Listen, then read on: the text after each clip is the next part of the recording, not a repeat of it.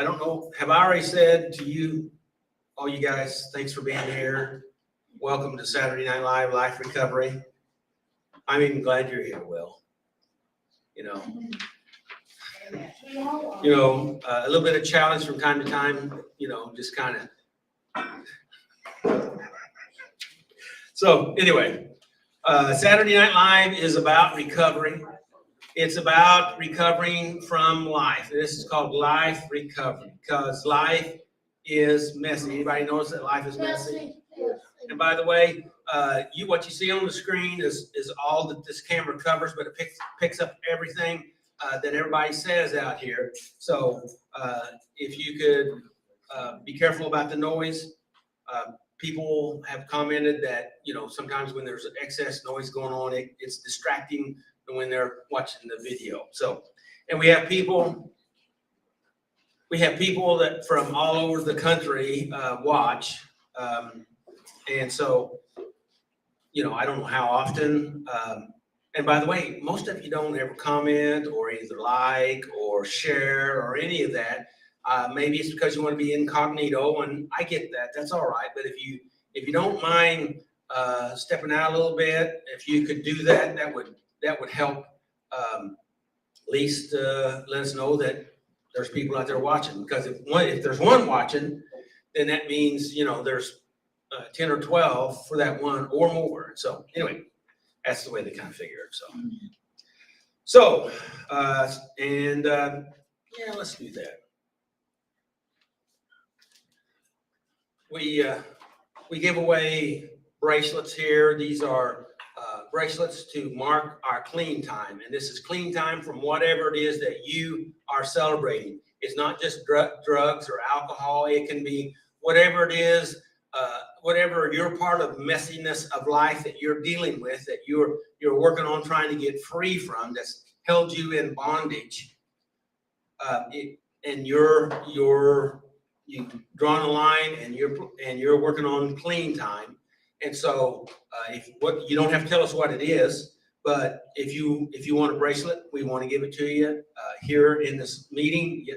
I hadn't even told you what kind. Like, yeah, we'll get you one. Okay, we got one already. Okay, she wants one of everything. And so anyway, we have white bracelets for today, up to 30 days. Orange for 30, green for 60. Maroon for 90, blue for 6 months, yellow for 9 months, glow in the dark for one year, gray for 18 months, black for 2 years or more, silver for 5 years or more, gold for 10 years or more. We have another one over here. So, hey, everybody, thanks. Let's give them a hand. How about that? And for you out there in internet land, if you want a bracelet to mark your clean time, either come to the live meeting or make contact with us, and we'll do our best to get you a bracelet. You just need to tell us, what clean time you're celebrating, so we know what color it is. And then Miracle will get that right out to you, right, Miracle?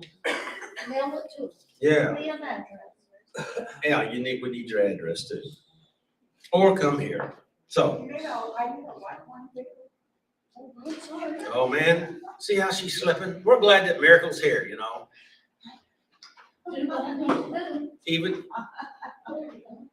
Even if she's shoeless and sockless, or half sockless.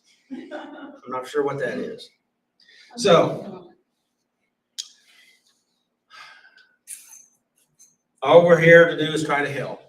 We are faith-based recovery, and you don't have to share in our faith. All you have to be is willing to seek recovery, and we want to help you.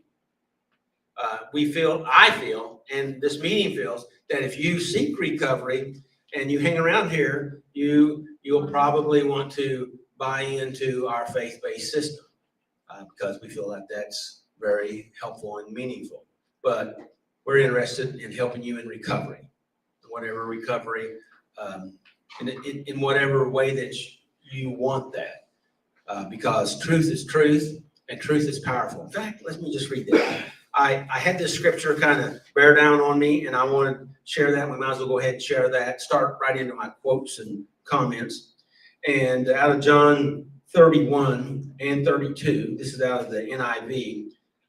Verse 31 says, where Jesus says, if you hold to my teachings, okay, we're talking about holding on to his teachings, the truth that he taught, right? Right. You are really my disciples. So if you're following those teachings, whether you realize it's his teachings or not, I mean, you could even be following his teachings and not even know it's his teachings. And that means that you would be his disciple, whether you realize it or not. I wonder how that works out, but that's what he says here. So verse 32, then you will know the truth, and the truth will set you or make you free, because the truth changes your life. Because whether you realize it or not, and I didn't realize it, how many lies I had bought into that I believed, that I just, because I was taught that way and I always believed it because it was the first information in, I thought it was the truth. And you'll never know about some of these beliefs that you have if you never come up against the truth. And the truth, and the first thing that's going to happen is you're going to get confused. And I always say that's a good thing. It's a good thing for you to get confused, because truth is messing with you and trying to turn you from upside down to right side up. Does that make sense?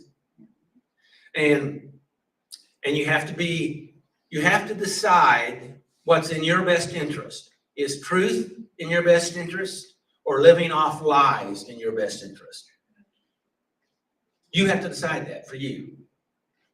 And so if you know something a lie, then you know that's not where you want to go.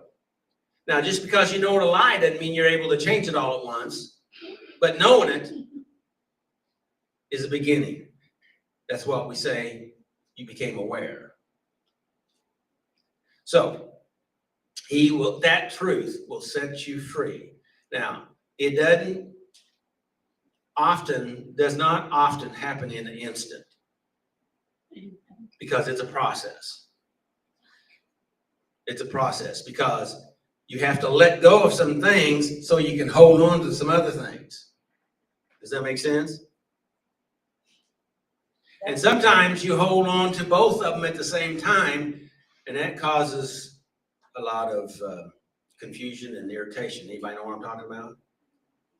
How does that usually work out? Well, Not too good. it you have to make a decision when that's going on, when you realize what's going on. Isn't that true? You come to a decision time. Now, if you make an unhealthy decision, you figure that out pretty quick. And that's evidence to know that you needed to make a different choice, a healthy choice.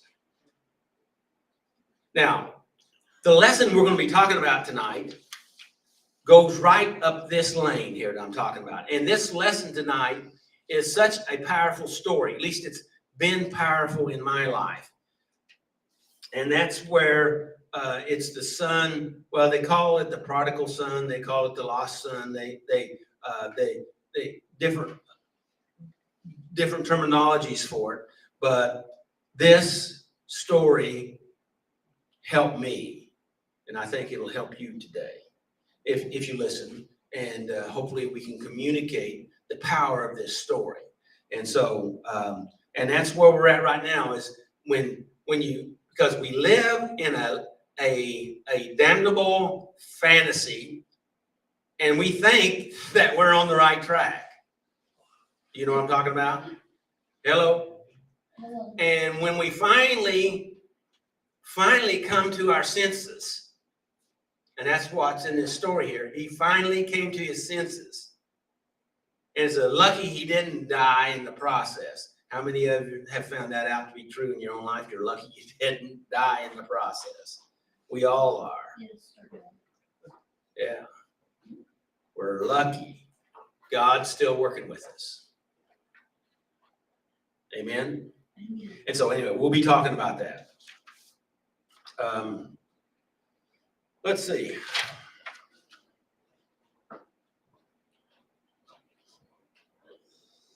Yeah, let's read this. This is from Seneca. This is a quote from Seneca. He's a Stoic philosopher. He says, there are more things likely to frighten us than are to crush us. We suffer more often in imagination than in reality.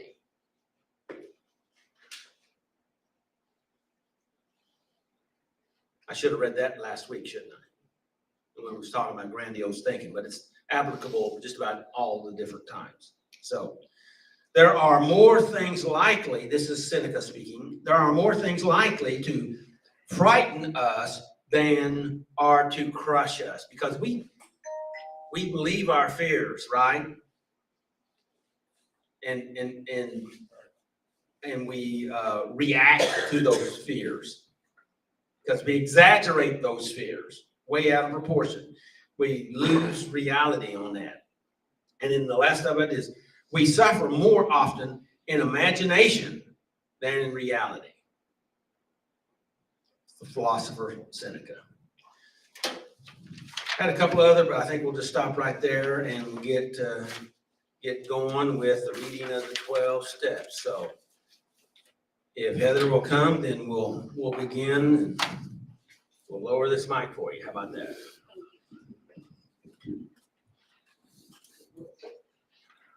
See how that is. Just as we go up. Just a moment. Right, thank you. Okay, that's about perfect right there. Good evening.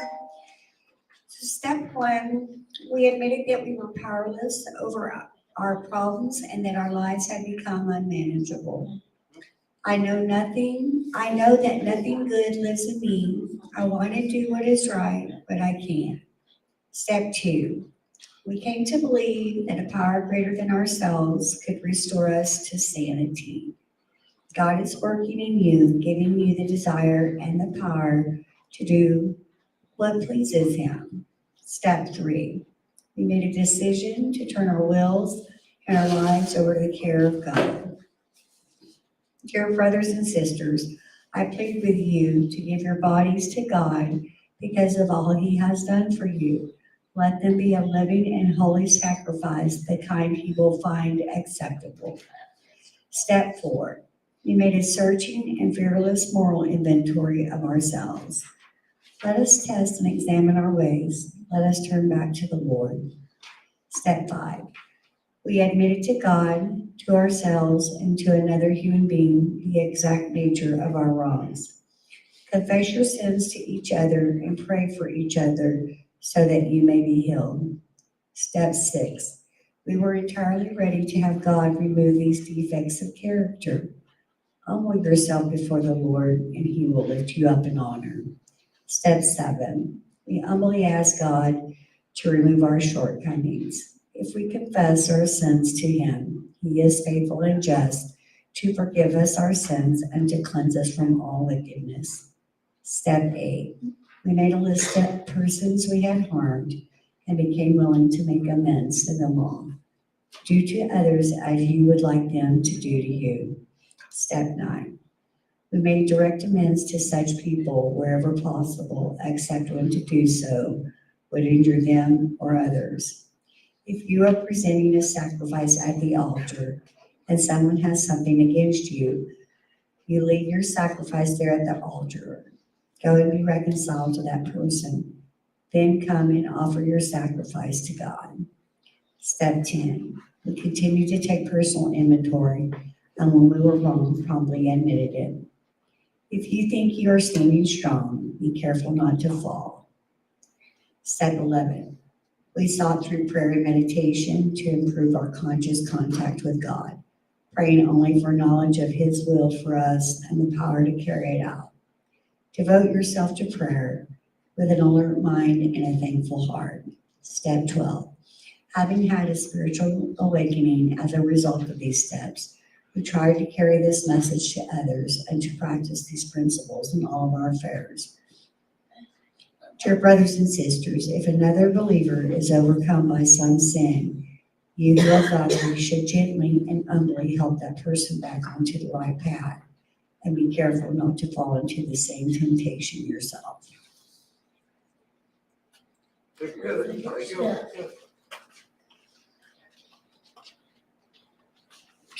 Hello, everybody. Thanks, Adam.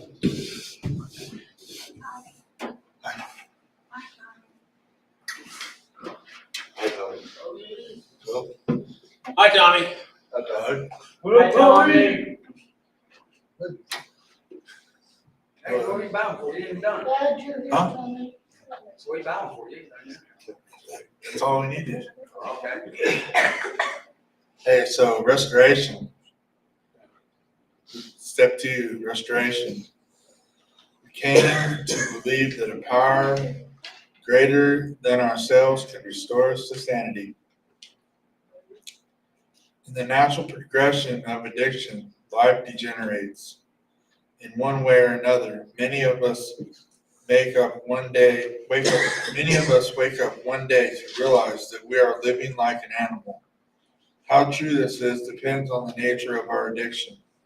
Some of us may be living like an animal in terms of physical surroundings. Other of us may be a slave to our animal possession or passions. Powerful emotions that dehumanize us and others. A young man took an early inheritance and traveled away from home. When the money was spent, the women just a memory, and the high long gone, he resorted to slopping pigs to earn a meager living. When he became so hungry that he eyed the pig's slop with envy, he realized he had a problem. When he finally came to his senses, he said to himself, "At home, even the hired servants have food enough to spare. And here I am dying of hunger. Will I go home to my father? I will go home to my father." So he returned to his father, and while he was still a long way off, his father saw him coming. Filled with love and compassion, he ran to his son, embraced him, and kissed him. Luke 15, 17, 18, and 20. The fact that we are able to recognize our life as degenerate or insane proves that there is hope for a better way of life. We are reminded of times when life was good and we long to have that goodness restored. When we turn to God, who is powerful enough to help us build something better, we will discover that his power can restore us to sanity. Yeah, Yeah, sanity. sanity. It's a nice place. It's a place we ought to live and not just visit, right? Yeah. Yeah, and I was gonna say it like comes in glimpses sometimes in the beginning when I first started. Like Pull the mic a little bit closer to you. it was like glimpses of sanity, and I didn't know what to think of it. Like at first, I didn't know if it was real or what, and then life it just became more part of life. Good. Do you have any questions for me? Do you guys have any questions? Well, what do you think about the comment here? He said that he realized that in his father's, he was gonna go get hired by his father because the statement is that the servants have food enough to share. I don't think we understand what that means. Well, the servants had better food than he did, being out there and working with the pigs. Yeah. They were better taken care of than he was out there all alone. Yes. Miracle Hatton is waving her hand. And nothing against anybody else. I've been in church all my life and heard it all different ways, but I think he felt like he wasn't worthy to go back to the position he was as his son. Oh, yeah, You see what I'm saying? That's the way I feel. A lot of us feel like we're not worthy to go back to God, or we've sinned too much. And I think maybe he felt like, hey, if I just could go back, I don't have to be in the position I was as I've squandered everything. I just hit me this year after all these years that I don't think he felt worthy. Well, that's what he said in this, what Tommy read there. But one of the things I don't think we have so much abundance of food here. Yeah. Even there's not I mean, some people get a little hungry, but often, see, in those days, it was all, you didn't save anything.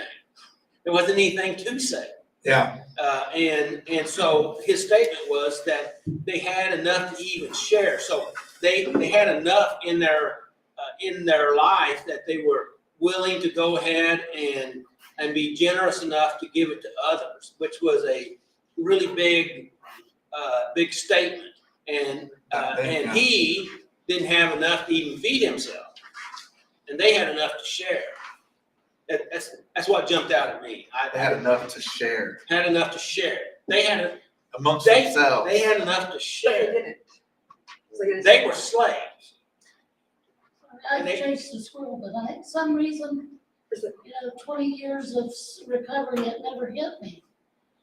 That part too, that he's like, I'm not even worthy to be going back, more or less. Whatever, he's like, The position. but he's going back, because if he will go back, he never went. And And that's true, Miracle, and I'll be talking more about that, but see, when he left, he basically made a declaration that, it's like, I wish you were dead and give me my inheritance oh God. so that I can go do whatever I want. And basically, that's what he said. That's greedy. And he took off.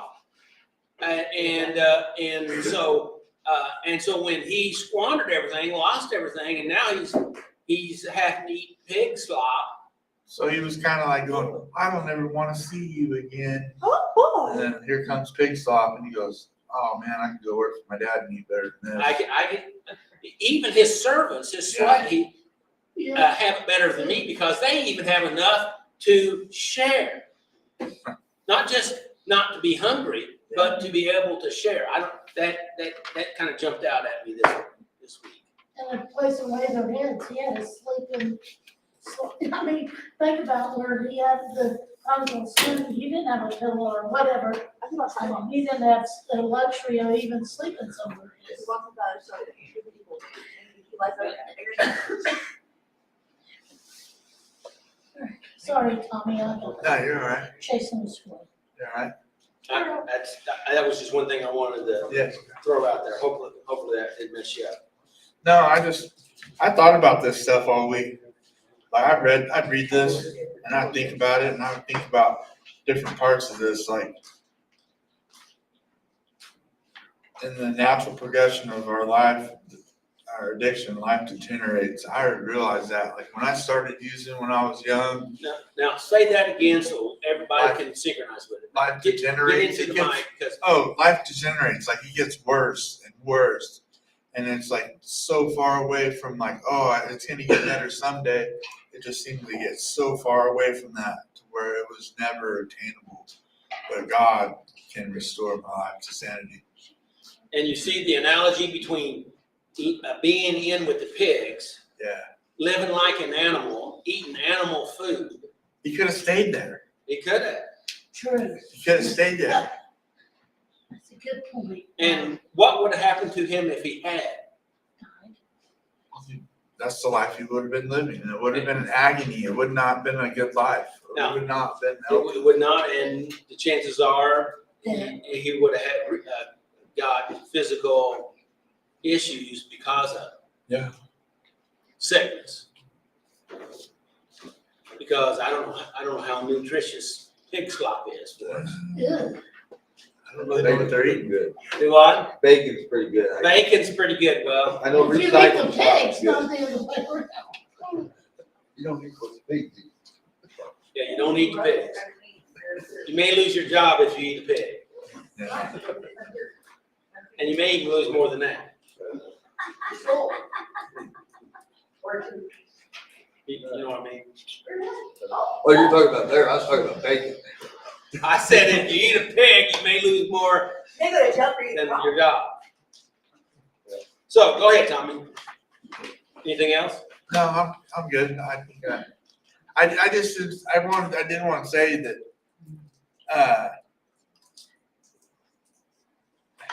it just seemed really dark for a lot of years of my life. And like I get that parable, for the prodigal son thing, you know, because it was so dark. Like, I didn't know nothing like I do today, and I'm grateful for that. You know, but yeah, that's all I got. Hey, Tom. I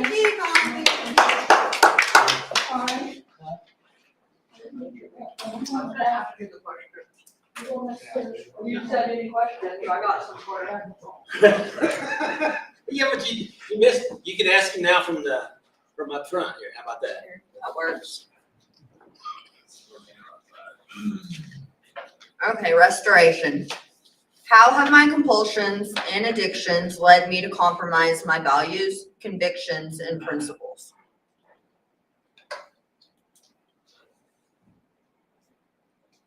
Well, my addiction led to me to have different compulsions than I do now. My compulsions were compromised because I lowered my standards. I lowered myself, my expectations for even me. And that's where it said, whenever it talked about we act like animals, whenever I acted like a crazy wild animal that could not be contained. I was a beast, or I was a prisoner of my own. I was a prisoner in my own life.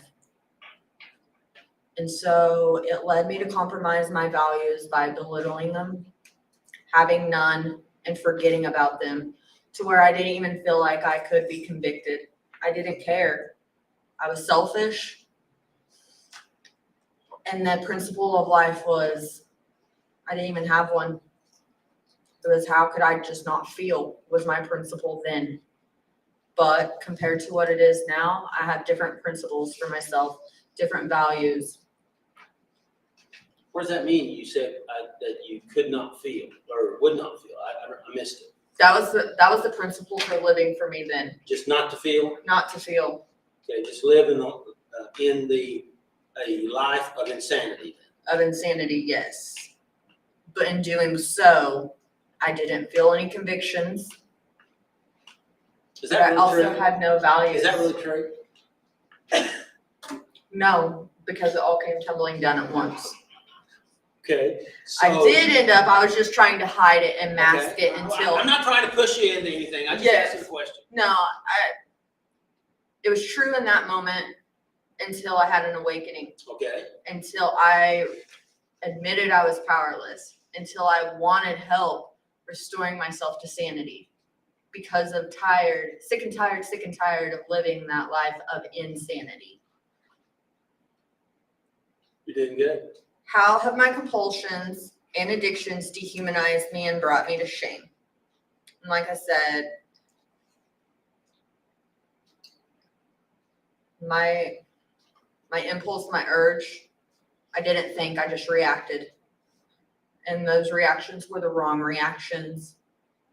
Flying off the handle over any little tiny thing, not even caring about another person's feelings or what you were really doing to them, what you looked like.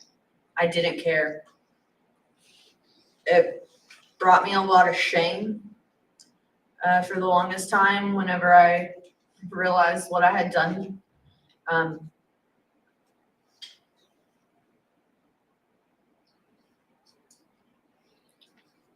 It dehumanized me as a human being, but as a mother, as a daughter.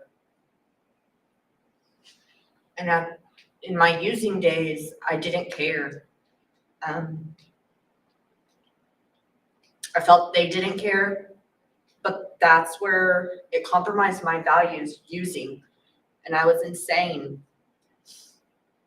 Our addictions affect everybody, not just us. Right.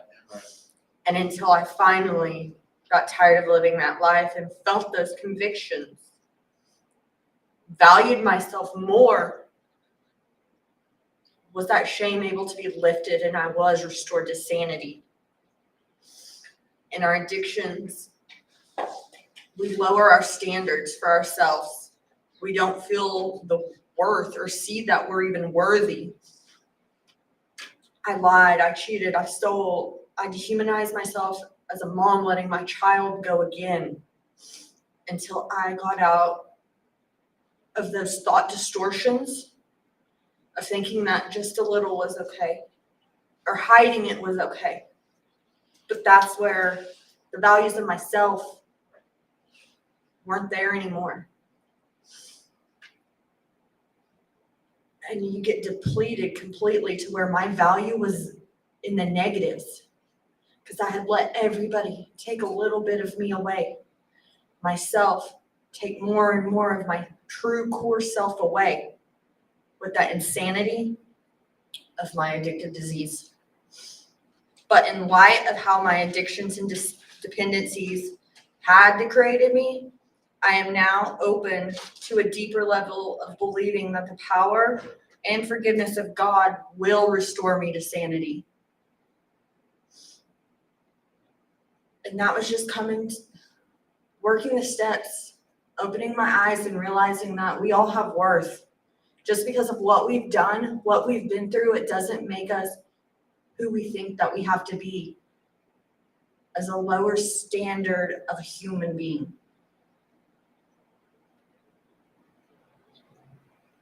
So there is worth in all of us. And through my recovery, it's opened my eyes, it's opened the people surrounding me's eyes to how evil of a disease that addiction really is. And may it be an addiction to substances, addiction to the lifestyle of it. It does eat at you and belittle you a little at a time, and it can affect everybody. It's like a domino effect. But through recovery, there is hope in restoring you to sanity, because once I started, then my group around me, who I thought didn't care, actually, I started believing that they do love me, and I see that love around them. And it's restoring our whole family to be reunited with sanity and peace. Awesome. Courtney, you kind of brought up something to me, and I heard you say disease. You know, can you kind of, I know it's a big question. It's the same, I've heard that so many times in recovery and rehabs and all that I went through. And can you kind of explain that? Or is that's probably a big word there and a lot of. It is for so many other people, but okay, so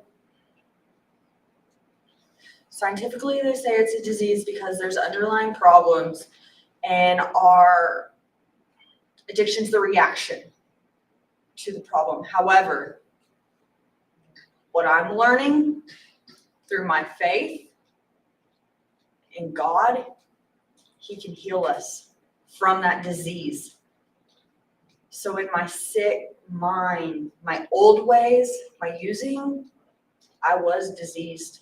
But through this recovery, through God's power, is He restoring me to believe I'm cured of that disease.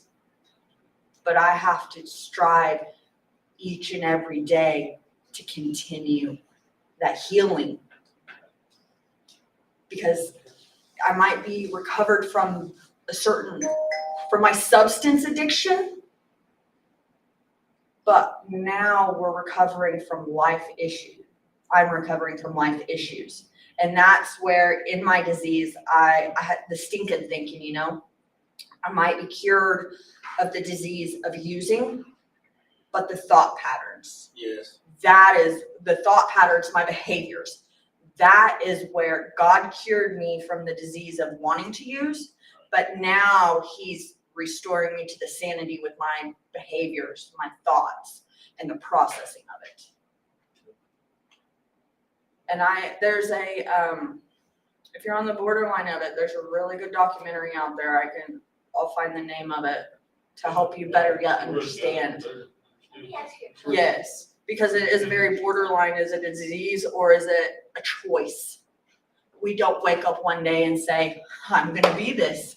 Never did I once think, I'm going to be an addict. I'm going to lose my child. I'm going to be worthless. No. That was Satan's attack. And I say today, that has no control over me anymore. Heather had a question. Yes, Do you think you can be addicted to a person like that? very much so. Addiction itself is because of our body's chemicals wanting that the happy feel, the serotonin. And it is proven in one of my life, Actually, my life. dopamine. Dopamine, yes. Through my life, I became addicted to a person. And through that resulted in behaviors of becoming addicted to a substance. I like the way the book says it. The book says we can find comfort in food or people or anything else. I couldn't hear you when you started off. I said, the book says we can find comfort in food or people or anything else. And the more we stop finding that comfort and laying off that comfort, whether it's food or drugs or another person or whatever, because you can put any noun in there or adjective, and start focusing on God, that obsession will actually leave us. And it's only through finding comfort in God that we actually lose the addiction, the The craving's the way we say it in A. I was gonna say the obsession of whatever it is that you're after. Because the more I feel myself with God, the less I got of the other. So I mean, that's a common thing, as far as, I agree with that, and because in life, all of us have some sort of an addiction. Now, it may be a good choice or a bad choice, that's for us to decide. And if we're following the right way, then we're leading to good choices of a desirable addiction. And that's where my addiction to God, It's a good addiction. it's a lot better than any of my other ones. And it fuels you. It's that living food. It's that food, never ending. That water for your soul that can fill you no matter what you're going through. That are other things, people, even places, sexual desires, gambling, substances, none of those were even able to touch what God has been able to do for me. Those are temporary. They're not permanent. And with my faith in God, He is restoring me to fuel satisfaction. Your statement about being addicted to God, Dr. Carolyn Leaf, which is a Christian neuroscientist, says that we are wired to be addicted to God. That we are connected to that, and that we have, and other writers talk about what addiction is all about is substituting God for other things to fit into that spot that is actually we were created to have that addiction for God. Filling the void with other things. Other things, artificial gods, so to speak. Yeah, because when you're dependent on even our emotions, I have to see this person. I have to do this first thing when I get up. I need this. Or do you want it? You don't really need that. You're filling that void to satisfy our own human selfishness. But when we become addicted and walk that straight and narrow, and want Him and allow Him to come into our lives, that's where the restoration actually comes into place. And what you were describing there is being either led by the Spirit or led by the flesh. Yes. That's what you were describing. Yeah. Any other questions? Anybody want to answer these questions? What questions? No? Anybody have any other? Will, you said you had something that you became prepared? You're up for questions next. What's that? You're up for questions next. Oh, boy. He told me he came prepared, so. Let's see. Thank you, Courtney.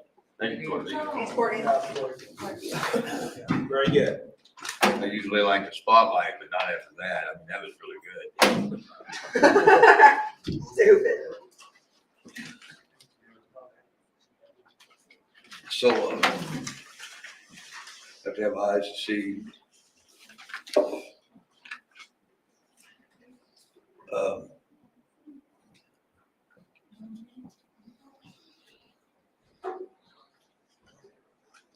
Restoration, it's Luke 15:11-24. First question is, how have my compulsions and addictions led me to compromise my values, convictions, and principles?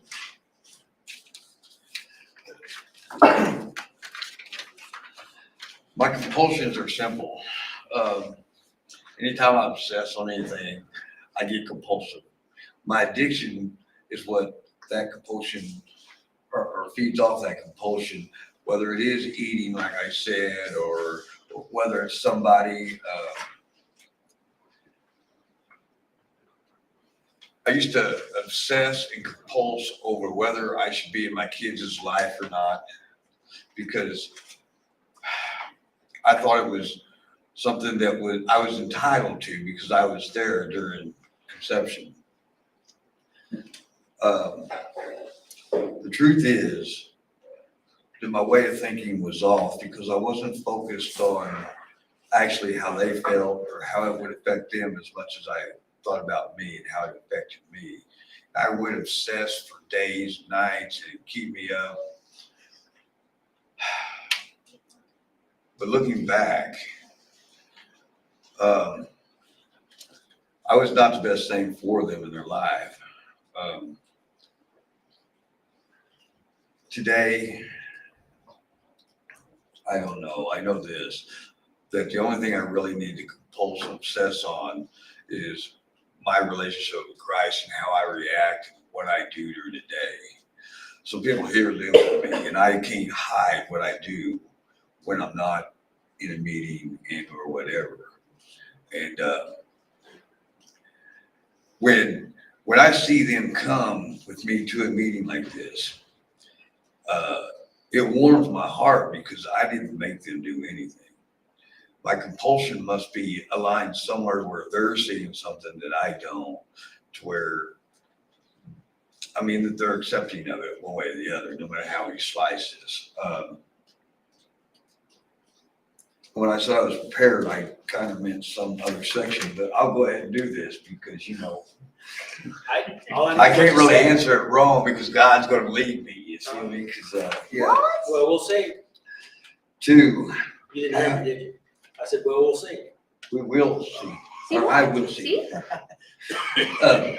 Two, how have my compulsions and addiction dehumanized me and brought me to shame? Well, I've been here before. I've made a lot of money, and I got really prideful with that money and what I thought was success. And it was somewhat success in the world's eyes, I guess. I kind of got real prideful, and I thought I could afford to get high. And I don't like to say that, but it's the truth.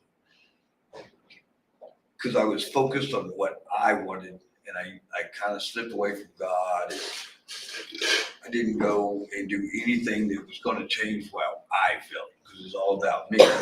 So it's kind of like you feel like you deserve it. I felt entitled. Okay, good. That's a better word. Not only did I feel entitled, but I felt like, I think I discussed that about food and whatnot, and I found comfort in escaping reality through a form of a substance. I don't really believe it's real important as to what substance as much as what the problem is and the solution, more than the glorifying what I did. Yeah. Because we all know what addiction is, I would Right. think, right? And but once I I'd been clean before that, of course, and that's when I went over and it was just one, it wasn't a big deal. And the next thing I know, I was living in my car in a parking lot of a motel room because I couldn't afford a room. And it lasted for almost a year. And, 2 months before I got stuck in that parking lot, because that's what it was. I didn't have gas money to leave. I just bought a house. And I thought I had the world by itself, and I could do whatever I wanted. And through one time of going and because it was only to get me through a work shift. And next thing I know, not only did I not have a job, I didn't have a place to live, I didn't have nothing except this addiction that controlled me. The obsession that I formed, and it was almost instantly overnight, controlled me. I didn't control myself no more. But in my mind, I thought I was my own God. Now, I would never tell you that. I would never admit that. But today I can see it because I've actually accepted God in my life. And at the time, I lived in my car, couldn't shower, couldn't change clothes. And yet I thought I was God because I had this little baggie. And looking back, it's very sad to think that my mind would go there because I couldn't see that I even had a problem. And a lot like that little scripture we read about the son that got his inheritance, left, and decided that he was eating pig slop, or the pig slop looked good to him, so he'd rather go and eat what the servants of his father had. Come to that realization one day when I was in the hospital, and there was no way but up. When it came to that, I already knew what being clean was about. What I did not know was what being saved was truly about. There is a big difference. The obsession to do that has left me completely. But with that being said, I am human, and it's only because I stay focused on God. If I'm not focused on the solution, the problem will come back. That's just what kind of a person I am. I don't try no new drugs. I joke around with the guys in the house. Well, that fentanyl says it kills a lot of people. Maybe I should go out there and show up and it won't kill me. I am joking because I'm an addict. And whether it kills me now or later, the point is it makes no sense to go out there and try something that's killing everybody else. But yet in my mind, it's only one time, or I don't even like alcohol or whatever. It all leads down to the same place. In a motel parking lot, thinking I'm God, even though nobody wants to be around me because I can't shower, I can't change my clothes, and da-da-da. And if I didn't have that baggie, they wouldn't be around me. And I know that because once I got clean, I was able to shower one night. They stopped coming around me. Or maybe, just maybe, they liked hanging out with pigs, but I didn't. Anyway, I got some pride issues back then that told me that, I was something that I wasn't, because my mind was focused on anything and everything but God. I couldn't look at God. I couldn't face God because God was this mean person that would punish me for everything I'd already done. I don't get too far into one. I want to have time for questions afterwards because, in light of how my addiction and dependencies have degraded me, am I now open to a deeper level of believing that the power and forgiveness of God will restore me to sanity? I'm happy to say that even if you're just watching this on in the internet, you've come to the point where you must believe somewhat that God can, or you wouldn't. I would not be here if I didn't think God could not restore me to sanity. And I also have to understand that I can restore me back to insanity. Yeah. It's a very simple thing for me. If I focus on God, my life goes better. And it's a whole lot easier when I don't have to make all these decisions, to be honest. my reaction time is different than when I first got here. I used to really like to react off of an emotion or a thought or how I thought the rest of the room thought I should act. But the word tells me that if I'm like everybody else, that I'm going to hell too. Anyway. Any questions?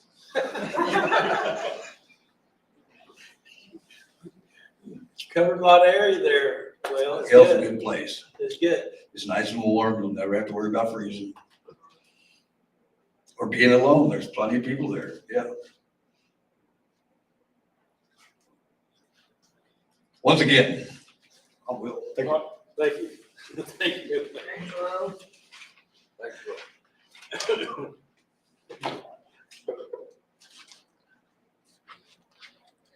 So I take it that this wasn't the topic that you studied? No, not even close. Oh, okay, all right, but you did okay. Yeah. So, thank you.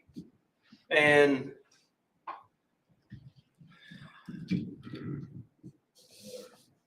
everyone else, thank you.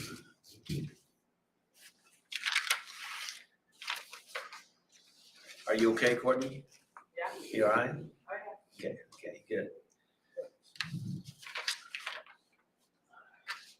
I know we'll ask questions there. Is there anybody that has a question or comment on the information that we've gone over so far? Okay. All right. Well, let me back up here a little bit and just kind of give a little bit of overview on the story, which I kind of already touched on.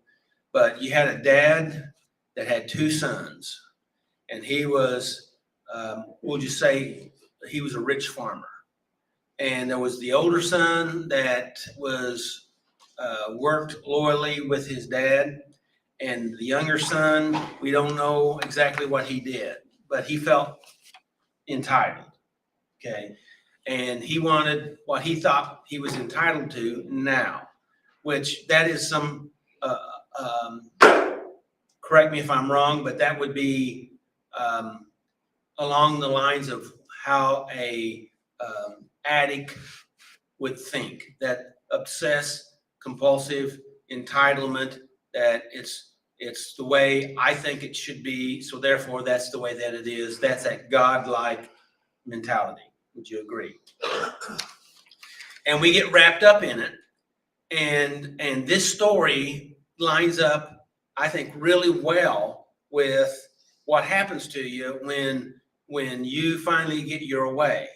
And it's always funny in the scriptures, even when the Israelites wanted a king and God didn't want them to have a king, and they kept basically nagging God until he said, okay, I'll give you a king, but you're not going to like it. And they didn't, because they wanted to be like everybody else. Isn't that what some of this is going on? Is we're trying to escape ourselves and try to be accepted or like everybody else. Isn't that true? And to go to the subject of, Courtney was talking about the addictive mindset, whether it's disease or if it's something else. And we're talking about sanity, insanity here. Okay. Now, is sanity, is that a disease? What is sanity and insanity? Is that disease? What is that?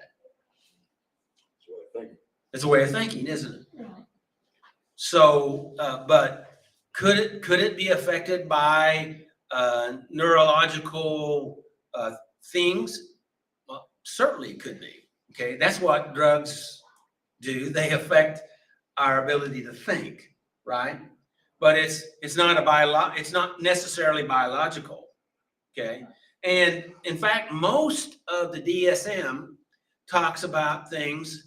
And sometimes they talk about disease, but most of the time they talk about disorders. You follow me?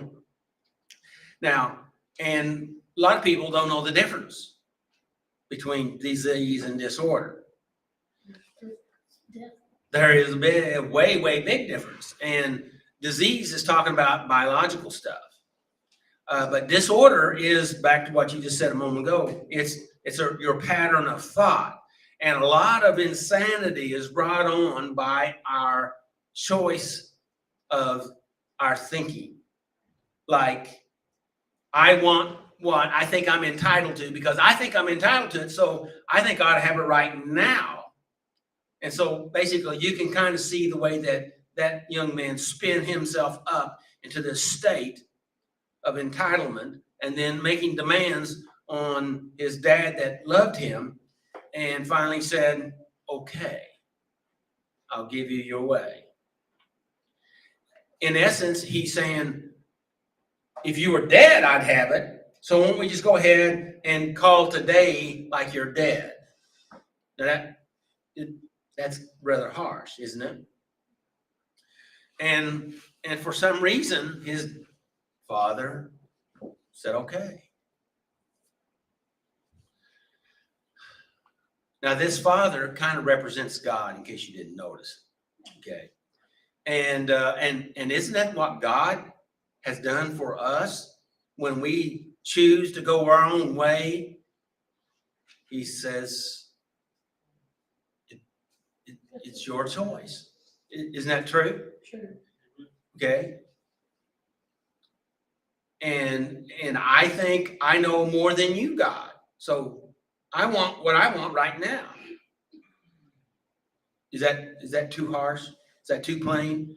Is that real? Is that real? What I'm saying, is that real? Okay. And so here we are, here this young man is, because we're all that young man, right? In fact, in some degrees, we could be all the different characters here, okay, at different time, space in our life, okay? And that's the way stories are, okay? Because we identify with the young man, and if we're in our right mind, well, let's say that if we're not in our right mind, we say, I know what you're doing, and I'm all for you. I'm with you. Get it? So I can go with you. Isn't that the way our addictive friends are? I mean, I'm for you. You get it. Let's spend it. Right? Hello? Isn't that the way it is? Yeah. And so here he goes. He goes off, and he's all of his fantasies are now being able to be manifested as long as he had the money. And then when the money stopped, the people stopped, because, as you said, people don't really like to be around pigs. But they will, you know, if you got the money, if you got whatever it is that they want to siphon off from you, right? And then when the popo shows up, they're going to say, you're the one, because it's not me, right? Mm-hmm. You know what I mean? Hello? Yeah.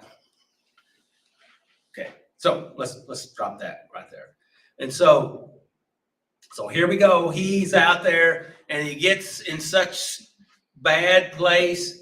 I mean, I don't know if he even had any skills, because being so maybe entitled in life, he didn't really have anything to be able to do anything. But finally, he could do the now, for a Jew, having anything to do with pigs is the lowest of low, right? Right. So he's violating himself on so many levels. You understand what I'm saying? They were considered unclean. Unclean, and so he's out in the middle of the pig pen, and you know what's in the pig pen with the pigs? All the stuff that the pigs eliminate. Okay, so you got mud and crap and all the other stuff, right? And so we're in that pig pen. Now, of course, their pig pens back then may be a little bit different than some of the pig pens that I'm familiar with. The ones I'm familiar with, they all really stink really bad. Used to have a guy a couple, 3 blocks away from our house that used to raise pigs. And You knew you were getting close by just the smell. And you didn't stay around long, but I did go down, kind of look at the pigs sometimes, just to kind of keep on going. So, you know, I just now thought of this. You know, a lot of people will pass by and look at the pigs.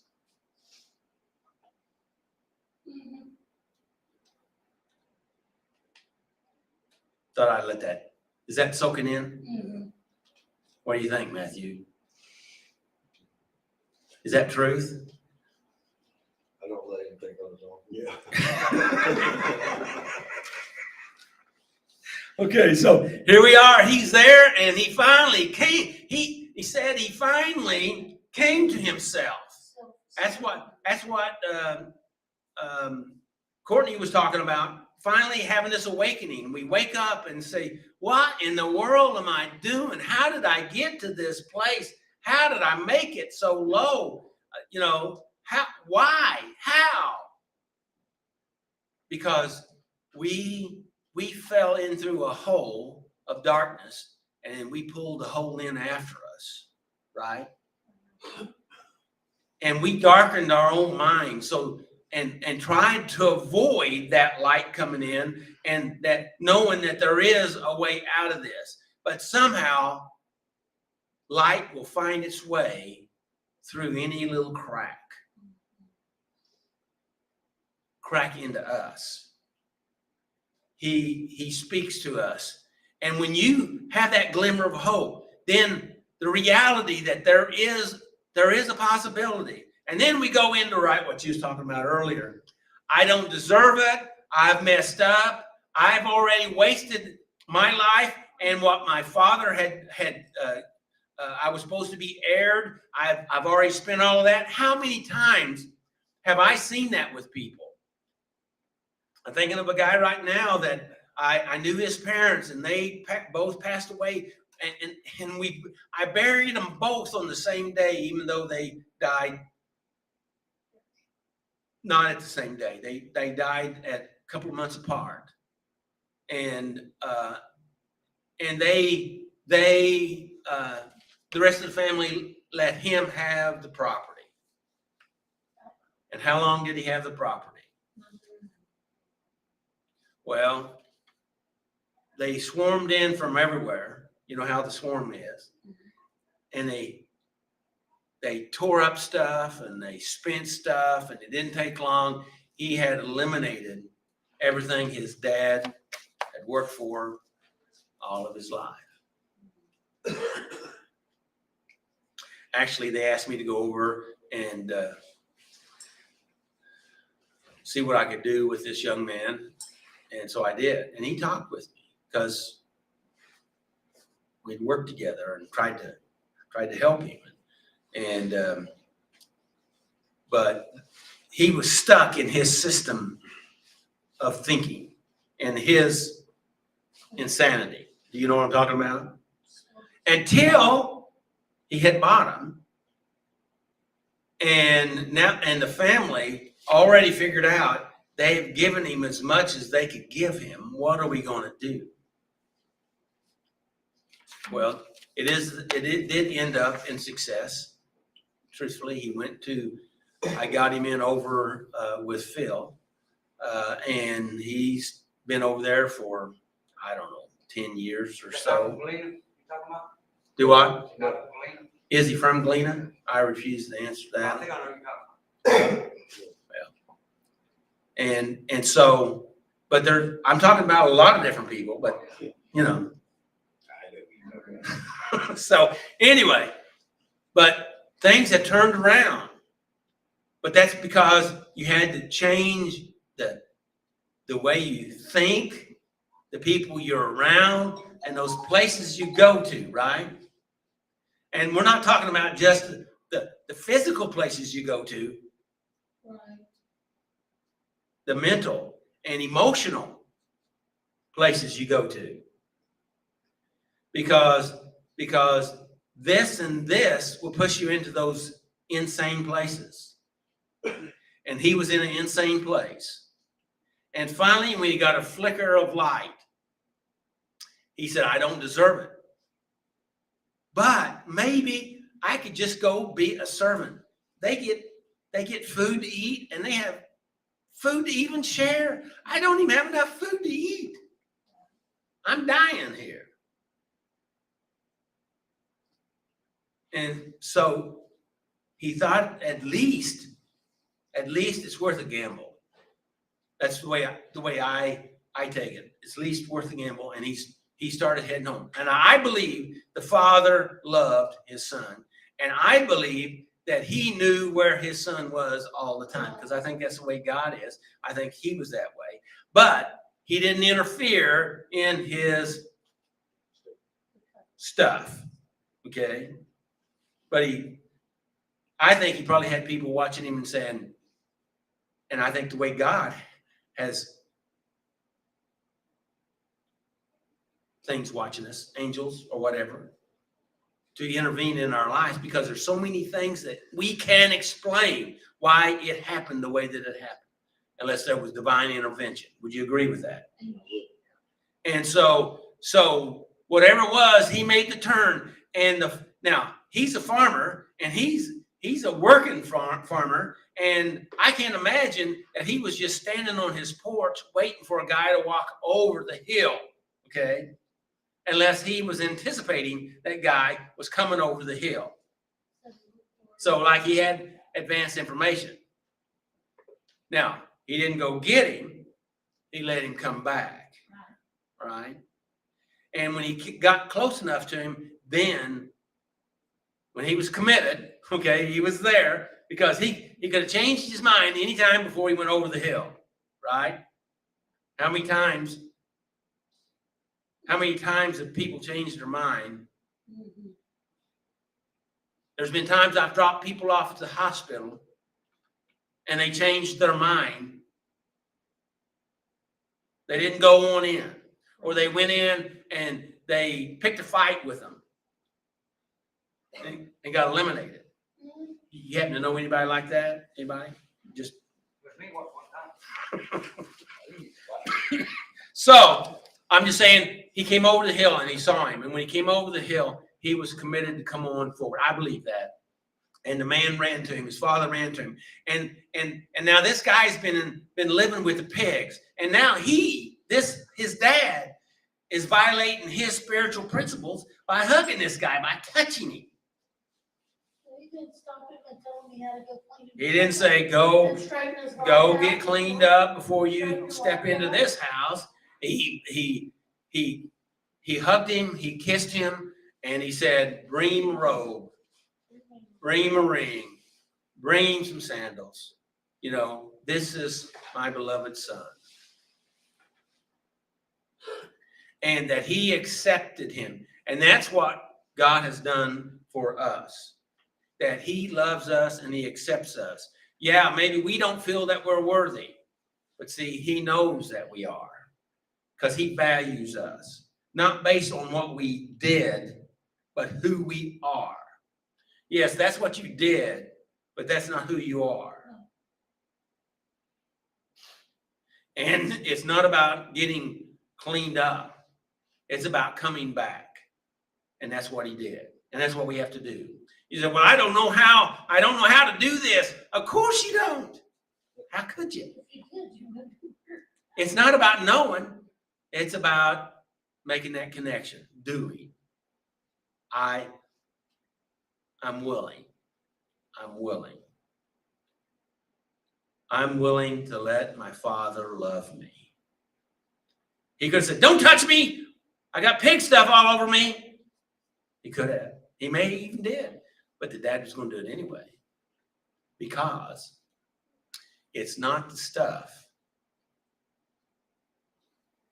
that he was going to get upset about. Because he valued his son. And they threw a party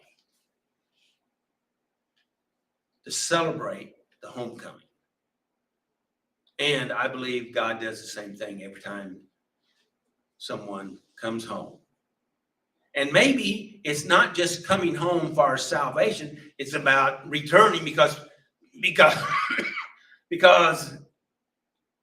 Now, some people don't believe this, okay, but I believe this. You can still be an addict and be a Christian. Okay?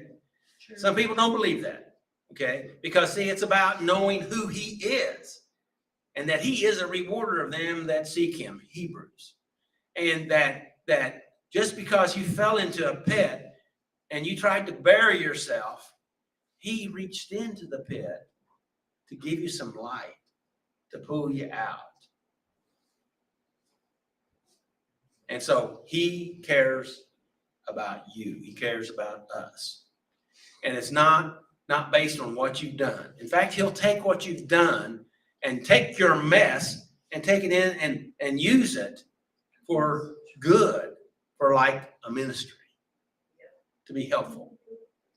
And because if you can find your way out, and actually you don't find your way out, you're led out, right? Hello, we're led out.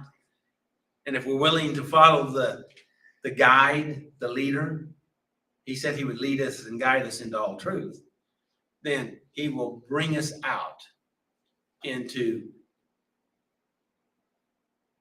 the truth. And that truth will set you free. All we have to do is be willing to come and let him embrace us. Would you agree with that? For you out here and you on the internet, would you repeat after me? Father, forgive me. I've sinned and I'm sorry. I receive your forgiveness right now.